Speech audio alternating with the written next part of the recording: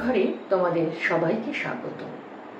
আজকে আমি যে রান্নাটি তোমাদের সঙ্গে ভাগ করে নেব সেটা চিরাচরিত বাংলার রান্না নয়, কিন্তু আমরা প্রায়শই বাড়িতে করে থাকি। আমি তো করে থাকি। এটি প্রধান উপকরণ বেসন, তাই একে বেসনের ডালও বলা হয়। কোনো কোনো ক্ষেত্রে একে কারিও বলা হয়। বেসিক্যালি এটা গুজরাট রাজস্থানের রান্না। আমি তোমাদের মাঝে মাঝে নিজের বাংলার রান্নার বাইরেও অন্যান্য প্রদেশ এবং বিদেশ চেষ্টা করি রান্নাগুলো তোমাদের সঙ্গে ভাগ করে নিতে। তো আজকে রান্নাটি হচ্ছে বেসনের ডাল। কি কি উপকরণ দিয়ে বেসনের ডালটি আমি তৈরি করব সেটা তোমাদেরকে একবার বলি। এইখানে আমি এরকম বড় চামচে 4 চামচ বেসন নিয়েছি, তার সঙ্গে অল্প একটু নুন, অল্প একটু লঙ্কার গুঁড়ো, আর তার সঙ্গে ধনে গুঁড়ো, জিরে গুঁড়ো, আর এইটা যে ভাজছে দেখছো এটা হচ্ছে গরম মশলা গুঁড়ো, আর অল্প টক দই দিয়ে খুব ভালো করে ফেটিয়ে রেখে দিয়েছি। অবশ্যই এখনো এইটা আমি ফেটিয়ে নেবো। আর এখানে বড় চামচের প্রায় 8 চামচেরও বেশি আমি থকথকে দই নিয়েছিলাম ঘরে পাতা, সেটাকে আমি খুব ভালো করে ফেটিয়ে আমি একদম ডাইলুট করে নিয়েছি। এইখানে হিং আছে, এইখানে আদা কাঁচা লঙ্কা বাটা আছে, এখানে রসুন বাটা আছে, পেঁয়াজ বাটা আছে, কারি পাতা আছে, এইখানে একটা ফোড়ন যায়, এখানে সর্ষে আছে, সাদা গোলমরিচ আছে। এটা কিন্তু শুকনো লঙ্কা নয়, বাড়ির নর্মাল লঙ্কা শুকিয়ে এইরকম হচ্ছে, কারণ তোমরা জানো আমি শুকনো লঙ্কা খুব একটা দিতে পারি না, আমার কর্তামশাই সহ্য হয় না। আর মৌরি আছে। আর যেটা আমি দিচ্ছি সেটা হচ্ছে মাখানা, পদ্ম ফুলের বীজ। আমি মাখানার একটি রেসিপিও তোমাদেরকে দেখিয়েছি। এটা দিয়েও আমি করব বেসনের ডাল। আর নুন আছে, আর পুরো রান্নাটাই কিন্তু আমি ঘিতে করব। আর নুন আছে, কারি পাতা আছে। এবার চলো রান্নাটা কিভাবে হচ্ছে একবার দেখে নিই। প্রথমে আমি ঘি দিচ্ছি। এইসব রান্না কিন্তু ঘিতেই হয়। যে প্রদেশে যে রাজ্যে রান্নার কথা বলছি ওরা দেশি ঘি ব্যবহার করে। আমাদের বাড়িতে যে যেরকম ঘি আমরা বাড়িতে রাখি সে সেরকমই ব্যবহার করি। ঘিটা একটু গলার জন্য আমি সময় নিচ্ছি। আমি গ্যাসটাকে কিন্তু একদম লোতে রেখেছি। এই যে বেসনের ডাল কিংবা কারি তোমরা যেটাই বলো না কেন, নানান নাম আছে। রাজস্থানে ধরো একটা ফ্যামিলি মানে একটা পাড়াতে যদি 10 জন লোক থাকেন, যেটুকু আমি জেনেছি পড়ে, 10 জনের বাড়িতে 10 রকম ভাবে হয়, কিন্তু মেন ইনগ্রেডিয়েন্টস কিন্তু বেসন আর টক দই। তোমাদের এই কথাটা একটা শেয়ার করি, বেসন কিন্তু খুব কম হবে, তার ডাবল হবে টক দই। আমি এখানে আদা রসুনের পেস্ট দিচ্ছি। কেউ চাইলে রসুন পেঁয়াজ বাদ দিয়েও করতে পারো। রসুনের পেস্ট দিলাম আর পেঁয়াজ দিলাম।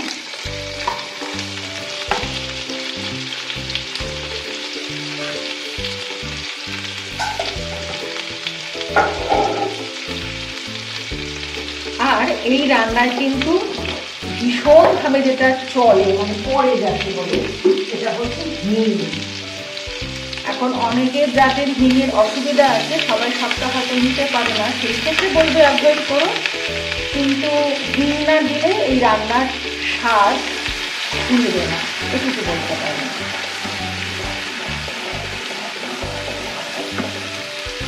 এবার আমি হিংটা দেব।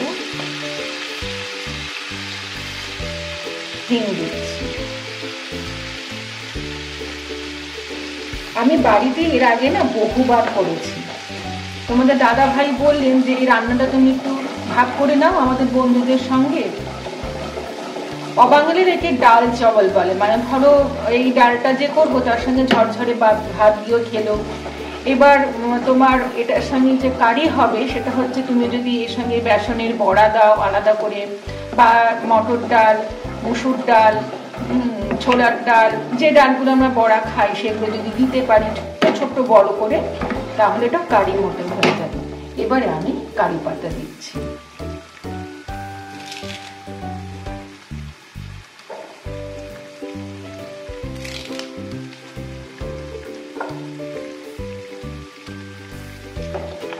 এখানে আমি সামান্য একটু নুন দেব, খুবই সামান্য, যখন প্রত্যেকটা জিনিস আমি গুলছি তখন কিন্তু মানে প্রতিটা যে আদা রসুন পেস্ট করেছি নুন তো ছিল, আর এইটাও কিন্তু নুনও ছিল।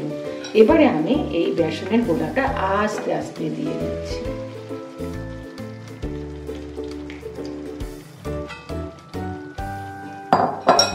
খুব ভালো করে নাড়িয়ে তারপর আমি টক দইটা দিয়ে দেব।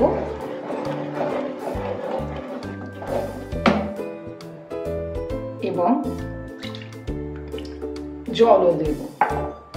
এর সঙ্গে আমি যে মাখানাগুলো ভেজে রেখেছিলাম, ড্রাই রোস্ট করে রেখেছি, মানে শুকনো কড়াইতে জাস্ট আমি ভেজে রেখেছি, ওগুলোও দিয়ে দেব।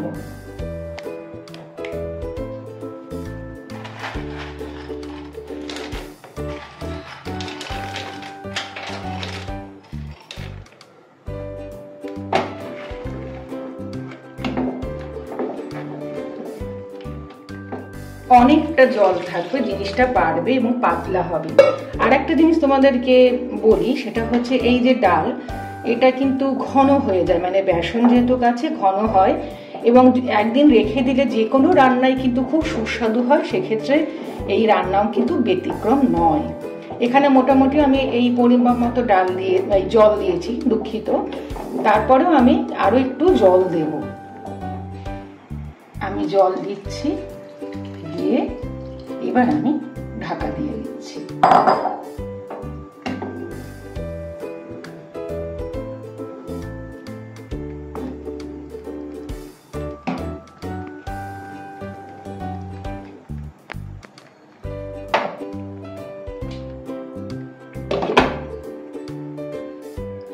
বন্ধুরা, আমার কিন্তু বেসনের ডাল মোটামুটি শেষের পথে।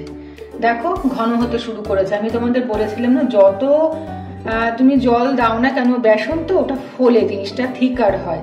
তাই এটা নিয়মই হচ্ছে তুমি যত কম বেসন দেবে তার বেশি টক দই দেবে। এটাই কিন্তু একটা মূলধন বলতে পারো, মানে সিক্রেট একটা জিনিস। বেসন বেশি দিলে তোমাকে দই এবং জল অনেকটা দিতে হবে, না অনেকটা হয়ে যাবে। আর এটা তোমার কালকে আরো একটু বসে যাবে, যে কোনো রান্নাই তো বসে যায়। এবার যেটা করব, এটা তো আমার হয়ে গেছে, এটা দেখো সব স্পঞ্জের মতন ডুবে ডুবে গেছে, দেখতেই পাচ্ছ। এটাকে আমি ঢাকা দিয়ে সরিয়ে দেবো। নুন মিষ্টি আমি সব দেখে নিয়েছি।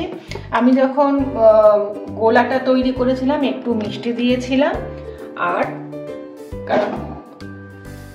তোমার যখন দইয়ের এটাও করি তখন সামান্য একটু আমি মিষ্টি দিই, নাহলে খেতে ভালো লাগবে না।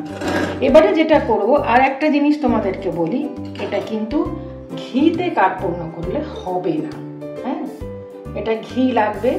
আমি এইখানে অল্প একটু ঘি নিয়েছি। আর তোমাদের যেটা বলেছিলাম যে আমি একটু ফোড়ন দেব, এই যে সর্ষে আছে, কাঁচা লঙ্কা, মৌরি আর তোমার সাদা গোলমরিচ আমি এটার মধ্যে দিয়ে দেব। তোমাদের যদি ফোড়ন দেওয়ার হাতা থাকে তার মধ্যে দেবে। আমি এই বাটি করে দিচ্ছি। এটা কিন্তু পুরোটাই ঘিতে রান্না হবে। গরম গরম ভাতের সঙ্গে কিন্তু খেতে উপাদেয় লাগে। এটা খুব ভালো ফাটবে। ফাটলে আমি এই পুরো ফোড়নটা ওই ডালের মধ্যে দিয়ে দেব। আমি কমিয়ে রেখেছি, একটু সময় নিচ্ছি, কারণ যদি আমি গ্যাসের ফ্লেমটাকে বাড়িয়ে দিই তাহলে কিন্তু পুড়ে যেতে পারে।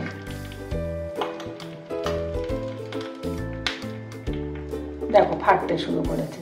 তোমরা চাইলে আলাদা করে এর সঙ্গে আবার কারি পাতা, অনেকে ধনে পাতা দেয়। আমি বললাম না, নানান জন নানা রকম ভাবে এই ডাল কিংবা কারিটা একটু পকোড়ার মতন হয়, পকোড়া করে দিয়ে দেয়, তৈরি করে। আমি এরকম সিম্পল ভাবে করেছি।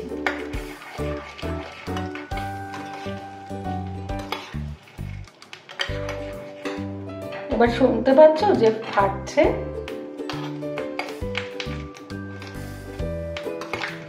খুব সুন্দর একটা গন্ধ বেরিয়েছে। এই দেখো ফাটছে ফোড়নটা, দেখেছো? এবারে আমি এটা এখানে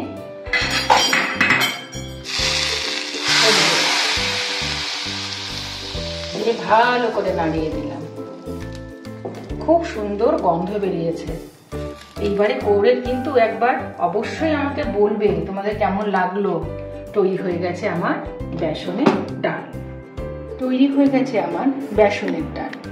গরম গরম ভাত দিয়ে একবার ট্রাই করে দেখো না কেমন লাগে তোমাদের।